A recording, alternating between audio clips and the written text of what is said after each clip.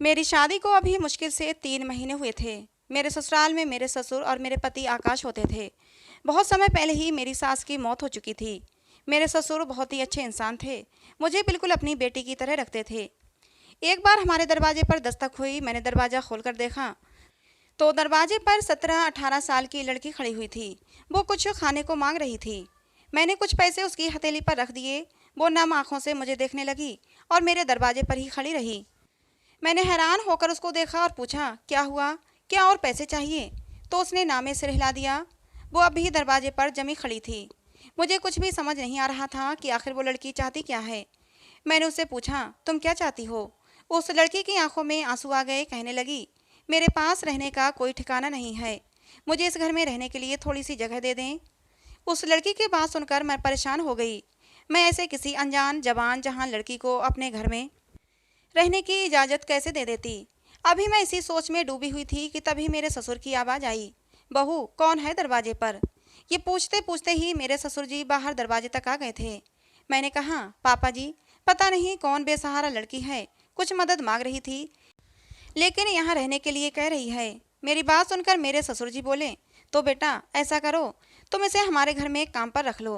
तुम भी दिन भर काम कर करके थक जाती हो, तुम्हारा हाथ बटाने वाला कोई हो जाएगा और उस बेचारी को भी सहारा मिल जाएगा। अपनी ससुर की बात पर मैंने हाँ में सिर हिला दिया। और वैसे भी कि मैं बड़ों के सामने जबान चलाती और अपने ससुर जी से पूछती कि पापा जी ये गलत है, ऐसे ही हम किसी अनजान को अपने घर में नहीं रख सकते। लेकिन मैंने अपने ससुर की बात मान ली थी। लेकिन बार बार मेरे दिमाग में ये बात आ रही थी कि मेरे ससुर जी भी अजीब हैं। एक लड़की भीख मांगने आई, रहने के लिए छत मांगी तो मेरे ससुर फौरन बात मान ली। वो सारा दिन मेरे घर के कामों में हाथ बटाती रहती थी।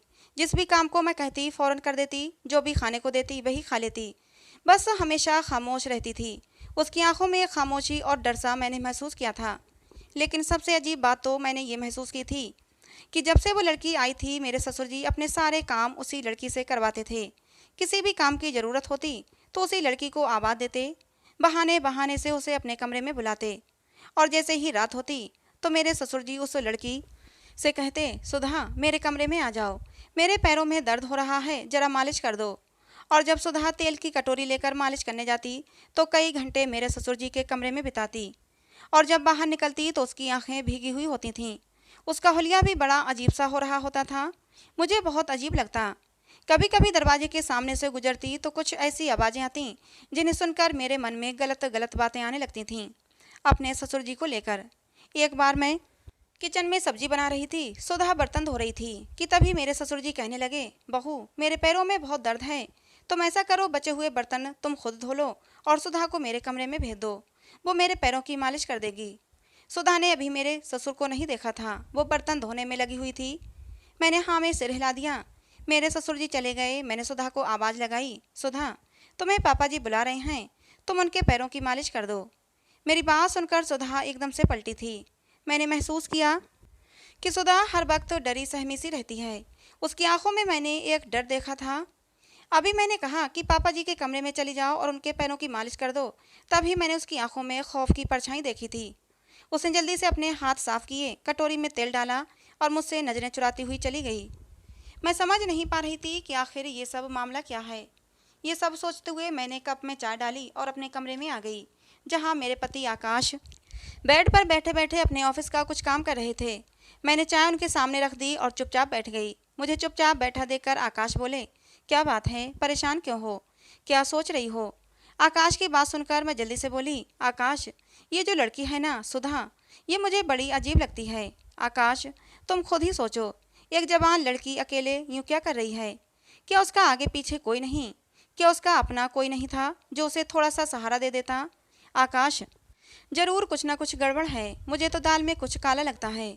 और आकाश मैंने सुधा की आंखों में एक अजीब सी बेचैनी, एक डर को महसूस किया है। और फिर पापा जी भी सुधा से अपने सारे काम कितने अधिकार के साथ करवाते हैं, जैसे वो उनकी। मैंने अपनी आखिरी बात को जानबूझकर अधूरा छोड़ दिया था। मैंने सोचा कि कहीं आकाश को बुरा न लग जाए।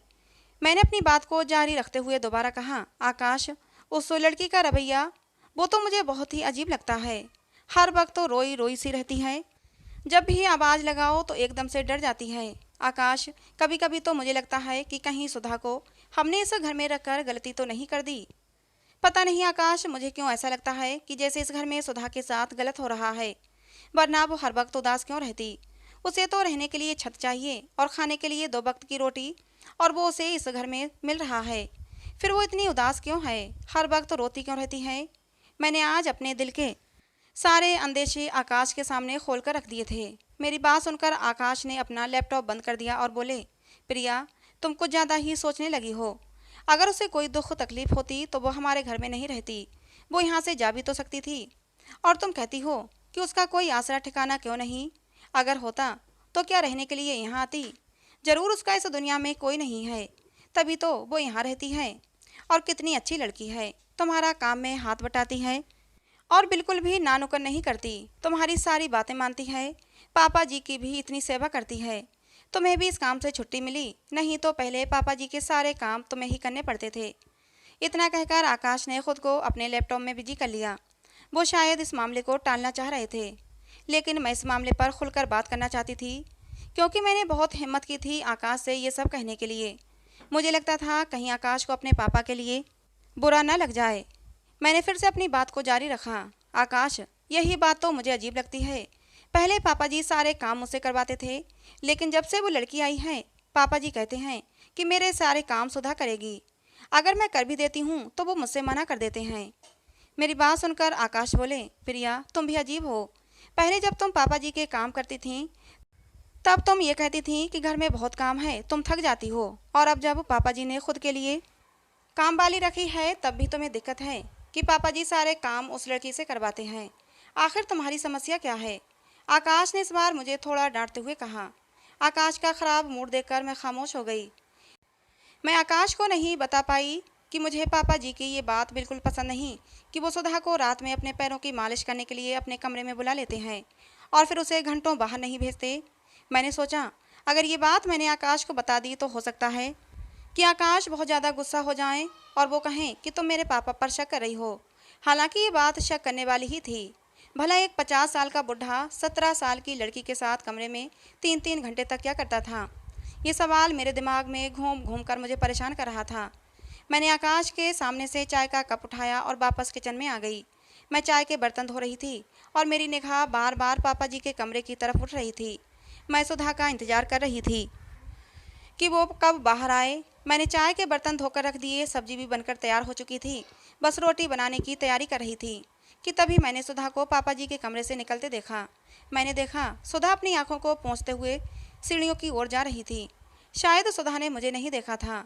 मेरे दिमाग में फिर पापा जी के लिए गलत ख्याल आने लगे। क्या पापा जी अपने उसूलों से गिर गए हैं। वो उस मासूम लड़की के साथ कहीं कुछ गलत तो नहीं कर रहे। पापा जी को इस उम्र में ये सब करते हुए जरा भी शर्म नहीं आई। जितना मैं इन सब बातों पर गौर कर रही थी तो सारी बातें मुझे मेरे ससुर जी के खिलाफ कर रही थीं। अगले दिन रूटीन के अनुसार सुधा किचन में नाश्ता बना रही थी। मैं नाश्ते को नाश्ते की टेबल पर लगा रही थी। जब सब नाश्ता तैयार हो गया तो मैं, आकाश और पापा जी नाश्ता करने बैठ गए। सुधा किचन के कोने में सहमी हुई सी खड़ी थी।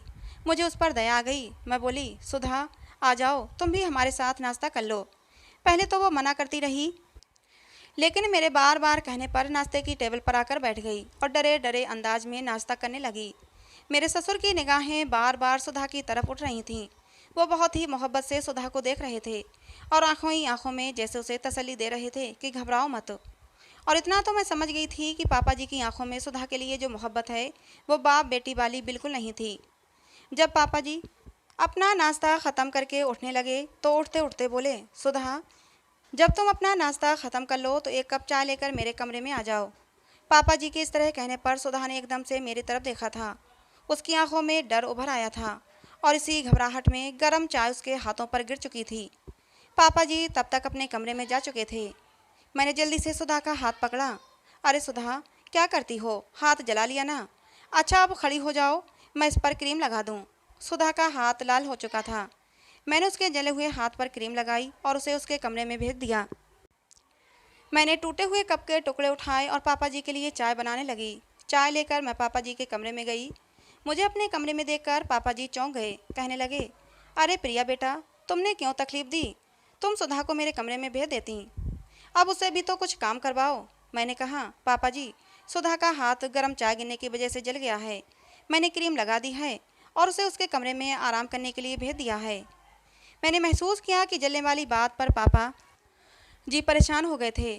थोड़ी देर बाद बोले, अच्छा ठीक है, जब वो नीचे उतर कर आए तो उसे मेरे पास भेज देना।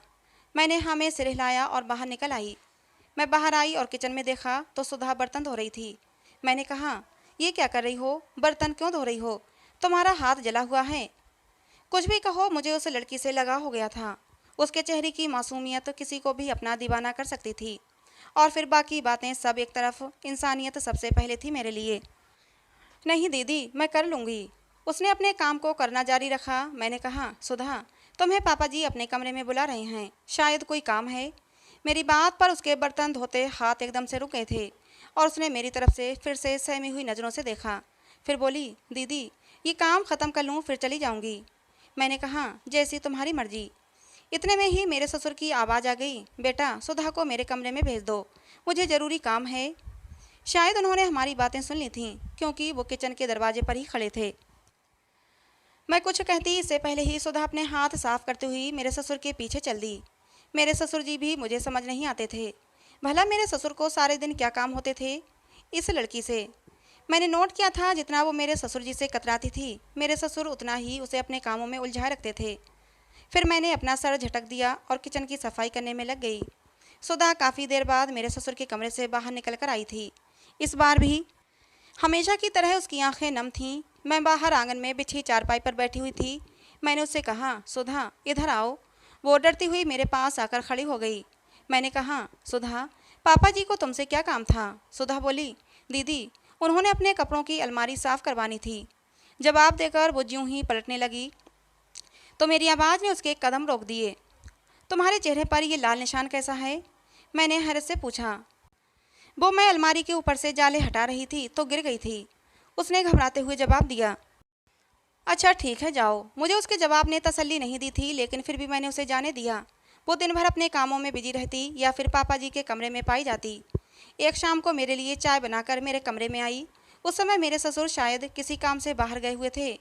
आ जाओ। उसने दरवाजे पर दस्तक दी तो मैंने मोबाइल एक तरफ रखा और बोली। वो बोली, ये चाय लाई थी आपके लिए। उसने चाय की ट्रे रखते हुए कहा। अच्छा, यहीं रख दो, मैंने बिजी से अंदाज में कहा। जी ठीक है। उसने चाय की ट्रे मेरे सामने रख दी। सुधा बोली, इस दूसरी चाय का क्या करूं? ये चाय मैंने आपके ससुर जी के लिए बनाई थी, लेकिन वो घर पर नहीं है। मैं बोली, अच्छा कोई बात नहीं, तुम पी लो। बल्कि ऐसा करो, यहीं मेरे पास बैठकर पी लो, कुछ बातें भी कर लेंगे। मेरी बात सुनकर उसकी आंखों में आंसू आ गए। मैंने कहा, क्या हुआ? रो क्यों रही हो? कहने लगी, कुछ नहीं, बस ऐसे ही माँ की याद आ गई। उसने अपनी आंखों को पोंछते हुए कहा, तुम्हारी माँ कहाँ है? मैंने पूछा तो वो बोली, भगवान के पास। उसकी आंखों में ढेर सारा पानी उतर आया था। मैंने कहा, और तुम्हारे पापा? मेरी बात सुनकर थोड़ी देर के लिए वो चुप रही, फिर बोली, मैं अनाथ हूँ। सुधा को उदास देखकर मैंने बातों का टॉपिक बदल दिया। मैंने कहा, सुधा, मैं 1-2 दिन के लिए अपनी माँ से मिलने जा रही हूँ। सुधा बोली, अच्छा, इसीलिए आप इतना खुश लग रही हैं? हाँ, क्योंकि मैं शादी के बाद दूसरी बार अपनी माँ से मिलने जा रही हूँ। आप मुझे भी अपने साथ ले चलेंगी? हाँ हाँ, चलो ना, बल्कि मुझे तो खुशी होगी अगर तुम मेरे साथ चलोगी। सुधा बोली, ठीक है, फिर मैं तैयार हो जाती हूँ। मेरी बात सुनकर वो बहुत ज़्यादा खुश हो गई थी। आज मैंने पहली बार उसको मुस्कुराते हुए देखा था। उसने जल्दी जल्दी घर के सारे काम निपटाए और तैयार होने अपने कमरे में चली गई। मैंने आकाश को बताया, आकाश, मैं अपनी माँ से मिलने जा रही हूँ, साथ में सुधा को भी ले जा रही हूँ। क्यों, ये क्या करेगी वहाँ जाकर? मेरे ससुर जी भी बोले, हाँ प्रिया, सुधा को ले जाकर क्या करोगी? अगर पीछे से मुझे या आकाश को किसी काम की ज़रूरत पड़ी फिर कौन करेगा? ऐसा करो, तुम अकेली चली जाओ, सुधा को यहीं रहने दो। पर पापा जी, मेरी बात को बीच में काटते हुए आकाश बोले, बस पापा से अब और बहस करने मत बैठ जाना। तुम जाओ, तुम्हारी माँ तुम्हारा इंतजार कर रही होंगी। सुधा किचन में ही खड़ी थी और हमारी बातें भी सुन रही थी। मैंने उसके पास जाकर कहा, मुझे माफ़ कर दो, मैं तुम्हें अपने साथ नहीं ले जा सकती। मेरी बात सुनकर वो मुस्कुराते हुए बोली, कोई बात नहीं, आप क्यों माफ़ी मांग रही हैं? सुधा के चेहरे पर मुस्कुराहट थी। मुझे बहुत अजीब लगा। कहाँ पहले तो ये लड़की डरी सहमी सी इस घर में रहती थी और अब मेरे बिना घर में अकेले रहने पर भी खुश दिखाई दे रही थी। मेरे दिल में ख्याल आया, कहीं ऐसा तो नहीं कि सुधा को भी अब पापा जी के साथ रहने में मज़ा आने लगा हो। बाहर आकाश लगातार गाड़ी का हॉर्न बजा रहे थे। मैं जल्दी से बाहर निकल गई। अपनी माँ के घर भी मुझे चैन नहीं मिला। पूरी रात मैं सुकून से सो न सकी और अगली सुबह ही वापस अपने घर आ गई। घर आई तो घर के हालात देखकर मेरे सिर पर आसमान गिर पड़ा। सुधा बुखार से तप रही थी और मेरे पति आकाश उसके पास बैठे हुए उसके सिर पर ठंडी पट्टियां रख रहे थे। इसका मतलब पापा जी के साथ साथ अब आकाश भी सुधा में दिलचस्पी लेने लगे थे। ये सब क्या हो रहा था मेरे घर में? मैं गुस्से में आ गई। आकाश, ये क्या चल रहा है? तुम सुधा के पास क्यों बैठे हो? मुझे अचानक देखकर आकाश हड़बड़ा गए थे। कहने लगे, इसकी तबीयत तो ठीक नहीं थी, पापा जी भी घर पर नहीं थे, बुखार बहुत तेज था तो इसके माथे पर ठंडी पट्टियां रख रहा था। लेकिन आकाश जिस तरह नजरें चुराकर बात कर रहे थे, मुझे दाल में जरूर कुछ काला लगा। इतने में ही आकाश मुझसे नजरें चुराते हुए बाहर निकल चुके थे। मैंने थोड़ी तेज आवाज में सुधा से पूछा, क्या हुआ है तुम्हें सुधा? सुधा भी शायद इस सिचुएशन से घबरा गई थी। कहने लगी, कुछ नहीं, बस मौसमी बुखार है। मैंने उसे छूकर देखा, उसका शरीर एकदम नॉर्मल टेम्परेचर पर था। मैंने कहा, तुम्हें तो बुखार बिल्कुल नहीं है। सुधा बोली, हाँ, वो आकाश जी बहुत देर से मेरे सर पर पट्टियाँ रख रहे थे, इसीलिए बुखार कम हो गया है। कहते कहते वो उठकर किचन में जा चुकी थी, ये कहते हुए कि मैं आपके लिए चाय बना दूँ। एक दिन मैंने सुधा से पूछा, एक बात पूछूं तो मुझे उसका सच सच जवाब देना। सुधा बोली, हाँ पूछो। मैंने कहा, सच बताओ, तुम पापा जी के कमरे में रोज रात को क्यों जाती हो? आखिर वो तुमसे रोज रात को ऐसा क्या काम करवाते हैं? मेरी बात सुनकर सुधा एकदम से डर गई थी। मैंने कहा, सुधा घबराओ मत, तुम मुझे अपनी बहन समझ सकती हो और मुझे सारी बातें बता सकती हो। नहीं दीदी, ऐसा कुछ भी नहीं है, बस साहब को कभी कभी पैर दबाने होते हैं तो कभी सर की मालिश करवानी होती है, इसीलिए बुला लेते हैं। सुधा जा चुकी थी, लेकिन मैंने सोच लिया था कि मैं सच्चाई जानकर ही रहूंगी। बहुत हो गया ये चूहे बिल्ली का खेल। अब तो मुझे आकाश पर भी शक होने लगा था और ये मौका मुझे अगले ही दिन मिल गया। सब्जी काटते हुए सुधा का हाथ घायल हो गया था। मैंने कहा, तुम ऐसा करो, कमरे में जाकर आराम करो। अगर पापा जी को कुछ काम होगा तो मैं उन्हें बता दूंगी कि तुम्हारे हाथ में चोट लगी है। सुधा अपने कमरे में चली गई। खाना खाकर फ्री हुए तो पापा अपने कमरे में जाने लगे और बोले, प्रिया बेटा, ऐसा करना, सुधा को मेरे पास भेज देना। ठीक है पापा जी। जैसे ही आकाश कमरे में गए, मैंने जल्दी से पूरे घर की लाइट का मेन स्विच ऑफ कर दिया और सुधा की जगह मैं पापा जी के कमरे में चली गई। मैं जानना चाहती थी कि रोज रात को सुधा और पापा अकेले कमरे में क्या करते हैं। मैंने धीरे से दरवाज़ा खोला, अंदर दाखिल हुई। कमरे में अंधेरा था, चांद की हल्की रोशनी खिड़की से अंदर आ रही थी, लेकिन इतनी नहीं कि पापा जी मुझे पहचान पाते। जैसे ही मैं दरवाज़ा खोलकर अंदर गई थी, पापा जी बोले, सुधा आओ, आज इतनी देर क्यों लगा दी? मैं वहीं खड़ी रही, आगे नहीं बढ़ी। पापा जी फिर बोले, सुधा शर्माओ मत, आओ मेरे पास आकर बैठ जाओ। सुधा, अब तो तुम्हारी ऐसी आदत लग गई है कि तुम्हारे बिना एक पल भी चैन नहीं आता। तुम जब भी मेरे पास होती हो तो ऐसा लगता है कि जैसे मेरी जवानी फिर से लौट आई है। मेरे ससुर ये बातें कर रहे थे और मेरे सिर पर एक के बाद एक धमाके हो रहे थे। इससे पहले कि मेरे ससुर जी मेरे साथ कुछ और गलत हरकत करते, मैं गुस्से से कांपती हुई आवाज़ में बोली, पापा मैं प्रिया हूँ। उसी गुस्से की हालत में मैं बाहर निकल आई और मेन स्विच ऑन कर दिया। पूरा घर रोशनी से नहा गया था। मेरे ससुर की हालत ख़राब हो चुकी थी। वो भागते हुए मेरे पास आए थे। मैं अपने ससुर पर गुस्से से चीख पड़ी थी, पापा जी आपको शर्म नहीं आई एक छोटी सी बच्ची के साथ इतनी गलत हरकतें करते हुए? मुझे तो आपको अपना ससुर कहते हुए भी शर्म आती है। अरे आपने तो उस छोटी सी बच्ची को भी नहीं छोड़ा जो आपसे उम्र में 3 गुना छोटी है। मेरे चीखने की आवाज़ सुनकर आकाश भी कमरे से बाहर आ गए थे। मेरे ससुर तो कुछ बोल ही नहीं रहे थे, बस नजरें झुकाए खड़े हुए थे। आकाश ने पूछा, क्या बात है, इतनी रात को क्यों चिल्ला रही हो? मैंने कहा, अभी तो मैं सिर्फ घर में चिल्ला रही हूँ, अब मैं बाहर भी चिल्ला चिल्ला कर सबको बताऊंगी कि आपके बाप के शरीफ से चेहरे के पीछे एक हवस में लिपटा हुआ चेहरा है। अरे अब तो मुझे डर लगने लगा है कि मेरी इज्जत भी इस घर में सुरक्षित है या नहीं। अरे इस इंसान के अंदर इतनी हवस भरी हुई है कि वो अपने से 3 गुना छोटी लड़की को भी ना छोड़े, तो जब उसे मौका मिलेगा तो क्या वो मुझे छोड़ देगा? मेरा इतना कहना था कि आकाश का हाथ उठा था और मेरे गाल पर निशान छोड़ गया। मैं अपना गाल पकड़े आकाश की तरफ देख रही थी। ये कैसा इंसाफ है, जो गलत करे उसका बचाव करो और जो सही का साथ दे उसको सजा दो। मैं रोते हुए बोली, आकाश मैं कैसे भूल गई थी कि तुम भी इसी बाप के बेटे हो। मुझे तो लगता है कि बाप के साथ साथ तुम भी पूरे मज़े उठाते हो। मैं आगे कुछ और कहती इससे पहले ही आकाश ने दोबारा मेरे ऊपर हाथ उठाया, लेकिन इस बार हाथ हवा में ही रह गया।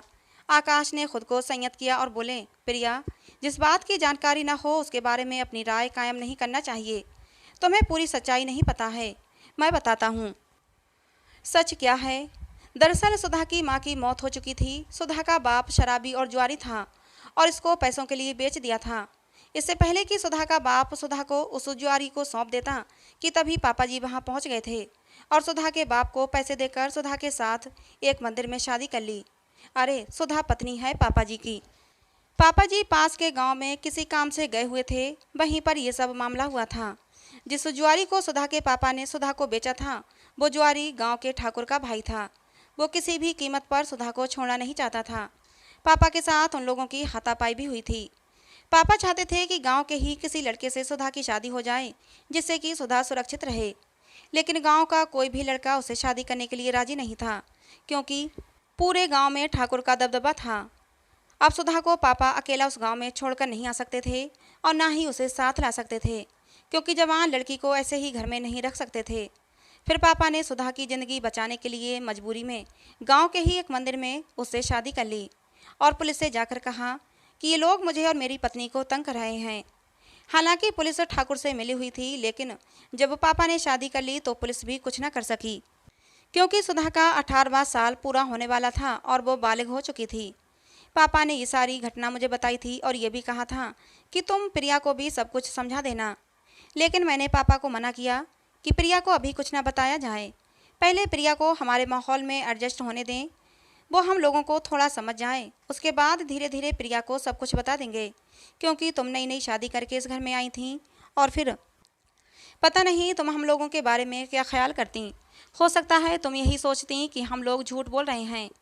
आकाश की बात सुनकर मेरे होंठ शर्मिंदगी की वजह से एक दूसरे से चिपक गए थे। मैं कुछ बोल ही नहीं पा रही थी। आकाश से और अपने ससुर से मैं नज़र नहीं मिला पा रही थी। मेरी आंखों में आंसू आ गए और बोली, आकाश, मुझे माफ़ कर दो। आकाश बोले, माफ़ी मुझसे नहीं, पापा से मांगो। मैंने पापा से माफ़ी मांगी। मेरे ससुर बहुत अच्छे थे, उन्होंने मुझे माफ़ कर दिया। मेरे सिर पर हाथ रखकर उन्होंने मुझे माफ़ कर दिया। मेरे ससुर के माफ़ करते ही आकाश ने भी मुझे माफ़ कर दिया। आकाश ने कहा, तभी तो कहते हैं बिना जानकारी के किसी बात को मत फैलाओ, नहीं तो नुकसान अपना ही होगा। आकाश और पापा जी अपने अपने कमरों में चले गए और मैं ऊपर सुधा के कमरे में आ गई। सुधा लेटी हुई थी। मैं सुधा के पास बैठ गई और बोली, मैंने सुधा का हाथ अपने हाथों में लेते हुए कहा, सुधा, मुझे माफ़ कर दो, मैंने तुम्हें भी गलत समझा था। सुधा एकदम से उठकर बैठ गई थी। सुधा नासमझी से मुझे देखने लगी। मैंने शर्मिंदा होते हुए उसे सारी बात बता दी।